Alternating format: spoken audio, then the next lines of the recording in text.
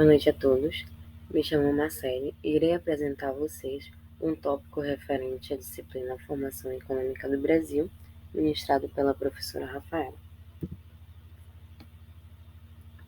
O tópico é o capítulo 20 do livro Formação Econômica do Brasil, de Celso Furtado, que tem como tema Gestação da Economia Cafeeira. Em meados do século XIX, o Brasil já havia decorrido 3/4 de século em que a característica dominante fora a estagnação ou decadência. Logo, com poucas iniciativas governamentais, os resultados líquidos do longo período de dificuldades foram instalação de um rudimentar sistema administrativo, criação de um Banco Nacional e preservação da unidade nacional. E ainda contava com o problema nacional básico, que era a expansão da força de trabalho.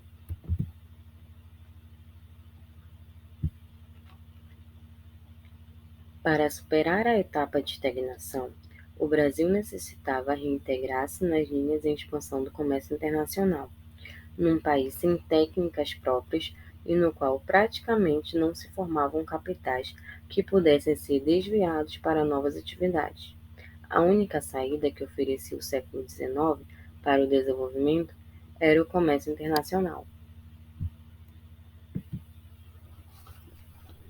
Na metade do século XIX, as possibilidades de que as exportações tradicionais do Brasil voltassem a recuperar o dinamismo necessário para que o país entrasse em uma nova etapa de desenvolvimento eram remotas. Por quê? O açúcar tornava-se cada vez menos promissor, com a concorrência de Cuba e o açúcar de beterraba europeu.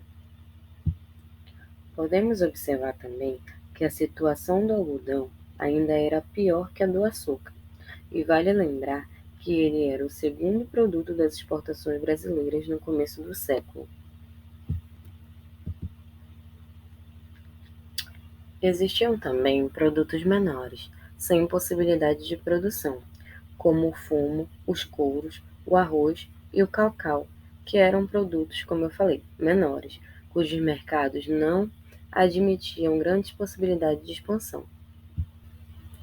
O problema brasileiro consistia em encontrar produtos de exportação cuja produção contasse como fator básico a terra. Afinal, os capitais praticamente não existiam e a mão de obra permanecia imobilizados na indústria açucareira ou prestando serviços domésticos. Com isso, pela metade do século, já se definia a predominância de um produto relativamente novo, cujas características de produção correspondiam exatamente às condições ecológicas do país. O produto ideal, nesse caso, era o café.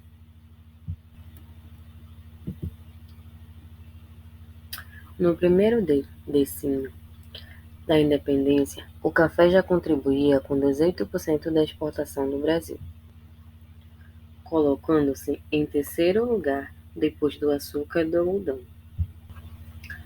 E nos 2 decênios seguintes já passa para primeiro lugar, representando mais de 40% do valor das exportações.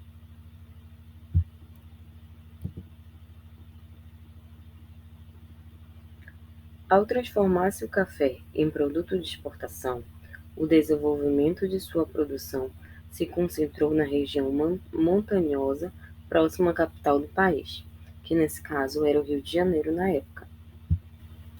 Existia relativa abundância de mão de obra em consequência da desagregação da economia mineira. A proximidade do porto permitia solucionar o problema de transporte, lançando mão do veículo, que existia em abundância. Naquela época era a mula. Fase da expansão cafeeira. A primeira fase da expansão cafeeira se realiza com base no aproveitamento de recursos pré-existentes e subutilizados. O segundo, e principalmente o terceiro quartel do século passado, são basicamente a fase de gestação da economia cafeeira, que permitia a utilização intensiva de mão de obra escrava, e nisso se assemelha à açucareira, e apresenta um grau de capitalização muito mais baixo do que o da açúcar. Portanto, se baseia mais amplamente na utilização do fator terra. Podemos também observar o fator organização. A organização se baseava no trabalho escravo. A empresa cafeeira se caracterizava por custos monetários ainda menores que da empresa açucareira. Podemos observar também que a etapa de gestação da economia cafeeira é também a etapa de formação de uma nova classe empresarial, que desempenhara papel fundamental ao desenvolvimento subsequente do país. Essa classe formou-se inicialmente com homens da região. Observamos que a nova classe dirigente formou-se numa luta que se estendeu em uma frente ampla de aquisição de terras, recrutamento de mão de obra, organização e direção da produção, transporte interno, comercialização dos portos, contatos oficiais, interferências na política financeira e econômica. Há um ponto que podemos ver como vantagem, que é a economia cafeeira, desde cedo, compreendeu a enorme importância que podia ter o governo como instrumento de ação econômica.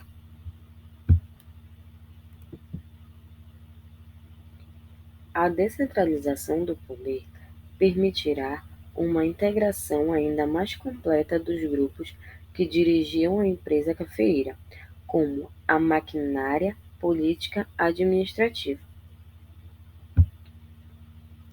O diferencial desse grupo é que, por essa consciência clara de seus próprios interesses, eles se diferenciavam, ou seja, dos outros grupos que dominaram anteriormente e até mesmo dos que existiam na época.